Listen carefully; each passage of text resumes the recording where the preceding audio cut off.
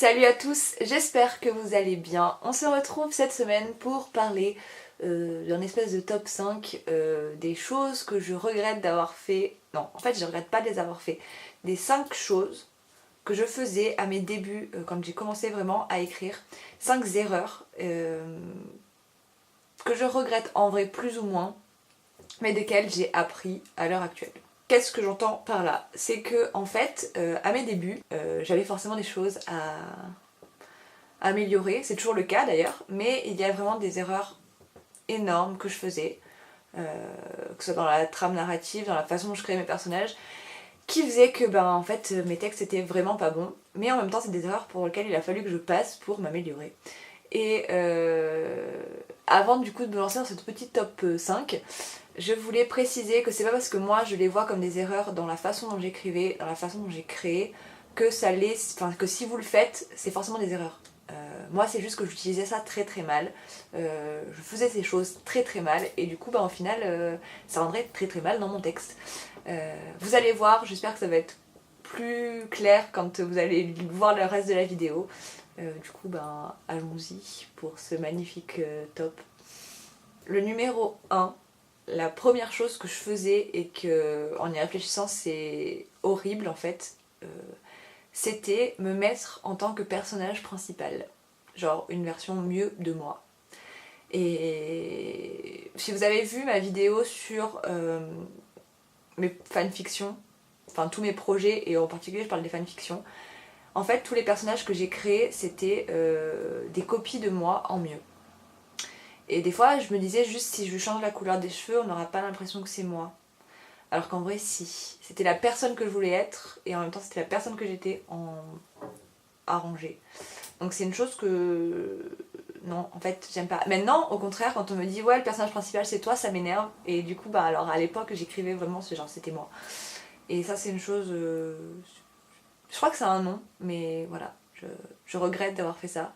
J'ai appris qu'il ne fallait pas faire ça, que du coup la moitié de mes personnages se ressemblaient quoi. 2. Écrire à la troisième personne et au passé simple. Si vous suivez mes vidéos depuis un petit moment, vous savez que j'ai des problèmes avec l'orthographe, que je suis dyslexique, etc., etc. Et du coup, se lancer dans un récit à la troisième personne et au passé simple, c'est pas la chose la plus simple à faire.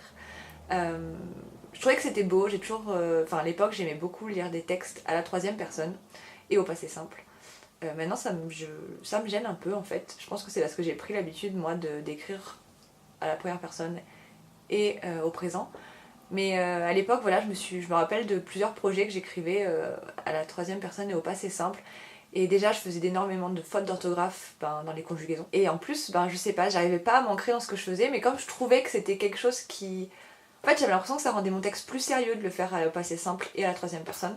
Donc je le faisais, je me forçais à le faire, alors que dans le fond c'était pas quelque chose qui me plaisait, parce que je m'apercevais que j'avais les mécanismes d'une personne qui écrivait à la première personne et surtout à la première personne.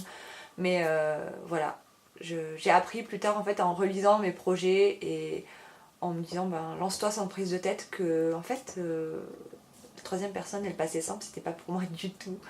Donc voilà, j'ai appris de mes erreurs. 3. M'inspirer d'autres romans. Par là, j'entends pas le plagiat. J'entends que, pareil, la fois que j'ai déjà dit dans une autre vidéo, quand je me suis vraiment dit que c'était quelque chose que je voulais faire, écrire, que ça a vraiment... ça a toujours plus ou moins été quelque chose que j'ai voulu faire, mais à une époque, en fait, je lisais énormément, énormément, énormément, et je mettais des marque-pages dans mes livres en disant, à tel endroit, il y a une scène, il y a tel genre de scène qui est décrit, et quand j'écrivais, j'ouvrais un roman, je disais, ah ok, du coup... Bon, je vais donner un exemple, ce sera plus clair. Genre, j'avais une scène de bagarre à écrire, et j'ouvrais un roman où je savais qu'il y avait une scène de bagarre, et je recopiais en l'arrangeant pour mon roman. Donc en fait, c'était pas ma plume, c'était la plume de l'auteur, avec mes personnages et mon action. Ce qui faisait que... en fait, en soi, l'histoire s'écrivait, c'était pas le problème, mais c'est juste que ma personnalité et ma plume n'étaient pas dans mon texte. Donc c'était pas beau. Et ça, c'est des choses que je faisais souvent. Après, je pense que c'est une chose par laquelle il a fallu que je passe, parce que j'ai vu ce qui allait pas, ce qui allait, ce qui convenait à ce que moi je voulais faire, ce qui me convenait pas. je l'ai dit dans un title qui me semble, les grosses descriptions des personnages et de leur tenue par exemple. C'est dans Les Vampires de Manhattan, ça se fait beaucoup, elle parle beaucoup des marques.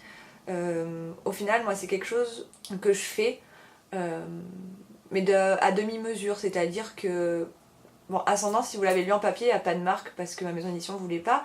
Mais si vous l'avez lu sur Wattpad, par contre, je mettais des marques, mais que pour des choses, voilà, pour les voitures. J'ai parlé d'enseignes de magasins, des choses comme ça. Je trouvais que je trouvais que ça ancrait plus dans le réel. Ça, je trouvais que c'était important. Par contre, à une époque, j'écrivais vraiment, genre, je mettais la marque de chaque fringue que le personnage il me portait. Et je trouvais pas ça intéressant parce que je veux dire. Dans Les Vampires de Manhattan, c'est des gens riches, donc qu'on sache qu'elle porte du Chanel, ok, ça peut être intéressant. Moi, mon personnage, il s'habillait à la halle, donc savoir que son t-shirt venait de la halle, c'était clairement pas important, quoi. Voilà. Mais du coup, j'ai appris de ça, j'ai appris que...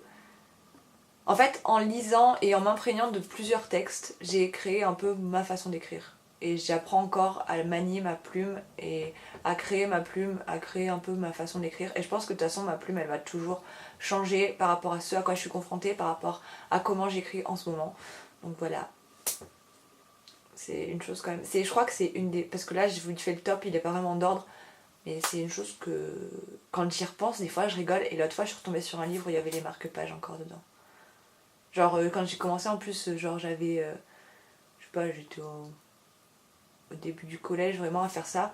Et par exemple, je mettais beaucoup les scènes de baiser parce que je savais pas ce que c'était. Je savais pas d'écrire un baiser. Donc je prenais les scènes de baiser et je recopiais ce qu'il y avait écrit. Voilà. 4, et ça m'a passé grâce à Sortirius en fait, c'est trop faire d'effets de style dans les romans. Dans mes phrases, bref, vous aurez compris. Et encore une fois, c'est un peu comme la troisième personne et le passé simple, c'était que j'avais l'impression que ça rendait mon texte plus sérieux, plus digne d'intérêt. Donc dans ma tête, j'étais déjà ancrée dans le fait qu'il y avait... Enfin, on a tellement été confronté à l'élitisme que du coup, je voulais écrire comme ce qui pouvait être de la grande littérature, alors qu'au fond, non, il n'y a pas de grande littérature. Bref, je vous invite à voir ma vidéo sur l'élitisme du coup. Mais du coup, ouais, faut que j'arrête de dire du coup, j'ai essayé de faire beaucoup d'effets, voilà, de style. Je sais que je cherchais beaucoup sur internet, vous savez, quand on est au primaire, au collège, on apprend voilà, ces effets, genre les métaphores, les oxymores, tout ça. Et je cherchais sur internet pour savoir comment bien les mettre en place. Et j'en mettais, et c'est-à-dire que des fois, j'avais des paragraphes, c'était une phrase, quoi. Des trucs, c'était méga long. Et c'était trop lourd à lire, mais je trouvais que ça rendait plus sérieux, que ça rendait bien. Je me disais, les grands auteurs, ils ont fait ça, faut que je fasse ça. Vraiment, genre, je faisais pas comme j'avais envie, je faisais comme il me semblait que c'était bien. Et je faisais des trucs pas bien, du coup. Ou du coup, pas à mon goût. Et ouais, je mettais trop d'effets de style. Beaucoup trop. Et ça me ressemblait pas. Et ça, ouais, du coup, ça m'a passé avec Sortirius parce que, Sortirius me suis forcée à faire des phrases courtes. Parce que je savais que mes phrases étaient trop longues en temps normal. Et en fait, Sortirius, ça m'a bien aidé. Sortirius, il a eu pas mal de succès sur Wattpad, ça je le dis souvent, on dirait que je me la pète et tout, c'est pas le cas. Mais en réalité, Sortirius, ça a été une grosse passerelle pour moi pour apprendre à me connaître vis-à-vis de l'écriture. Donc du coup, c'est pour ça qu'il est un peu mal écrit, mais en même temps, on ressent pas trop que la façon dont j'écris parce que voilà, j'ai appris à travers lui et on voit aussi que j'évolue à travers les 3 tomes. On a peut-être tous un texte qui a été le texte de notre évolution, notre texte d'essai, notre texte d'entraînement. Et du coup, moi, c'était Sortirius qui m'a vraiment aidé à faire la passerelle entre les premiers textes que j'écrivais. Je pense en particulier au texte sur les orphelins du 21, là. Si jamais, encore une fois, vous voyez pas de quoi je parle, ce qui est fort possible, ce qui est évidemment possible, ce qui est sûr. Je vous invite à voir ma vidéo sur mes projets.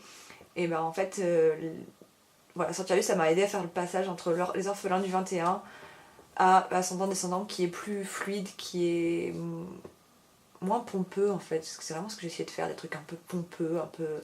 je vais écrire comme quelqu'un qui essaie d'écrire comme les grands classiques alors que c'était clairement pas moi ce que j'étais. Il y a des gens qui savent très bien le faire et clairement c'était pas mon cas. Donc voilà.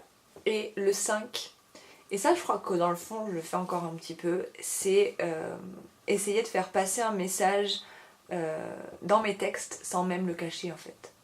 Il y a des fois je foutais une idée comme ça là, paf, sans même, vous savez, normalement quand on veut passer un message par exemple sur notre société, je sais que dans le descendant du coup j'ai voulu montrer que notre société n'était pas faite pour les gens handicapés, que la société n'était pas adaptée aux handicapés et que c'était en gros c'était à eux d'adapter à la société plutôt que de la société de faire quelque chose pour eux, ce qui est complètement idiot, on est d'accord. Et du coup ça c'est tout le long de mon roman, je le mets plus ou moins et on le ressent en fait. C'est pas dit clairement, il n'y a pas une phrase en gros qui dit la société c'est de la merde parce qu'elle fait rien pour les handicapés.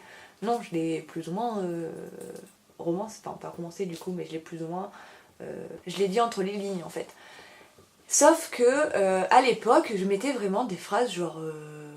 Je les bousais là parce que je trouvais que c'était intéressant de prononcer mes idées, faire mes coups de gueule en plein milieu de mon roman.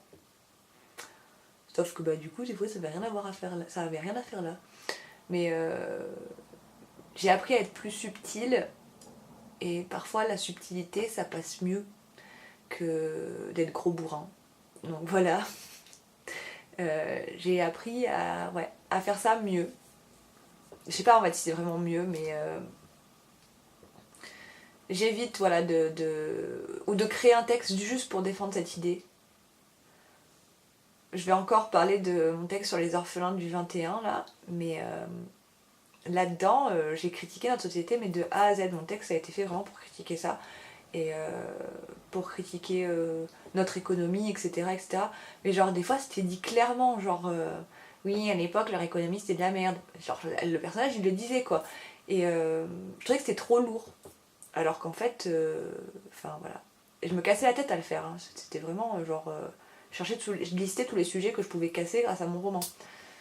Alors que des fois, en fait, nos idées, comme c'est les personnes qu'on est, elles se ressentent dans nos textes et c'est plus subtil, c'est moins genre. J'écris un essai sur comment révolutionner le monde. Voilà, ce top 5 est fini. Pourquoi j'ai fait cette vidéo? C'était pour montrer qu'en fait, je l'avais déjà dit dans une vidéo aussi, qu'on apprend de nos erreurs et qu'il faut pas regretter les textes qu'on a fait avant. Parce que voilà, ça a été des textes d'essai, des textes d'entraînement, des textes qui a mené à ce qu'on soit les personnes qu'on est maintenant, les auteurs qu'on est maintenant, qu'on ait la plume qu'on a maintenant. Du coup, j'espère que vous n'avez pas honte de ce que vous avez écrit avant, que vous avez appris de vos erreurs, que ce soit par rapport justement à votre plume, à du plagiat que vous avez pu faire, tant que c'est du plagiat qu'après vous avez reconnu que vous en êtes excusé. Que dire de plus Moi je sais que j'apprends, voilà, chaque un de mes romans j'apprends un peu de mes erreurs. Par exemple, je sais que j'ai pas fait assez de diversité dans mes romans, donc là j'essaye d'en mettre un peu plus. Voilà. Je voulais juste faire ce petit top 5 pour ça, parce que vraiment j'en ai fait de la... Bon, appelons comme un chat, hein, j'en ai fait de la merde.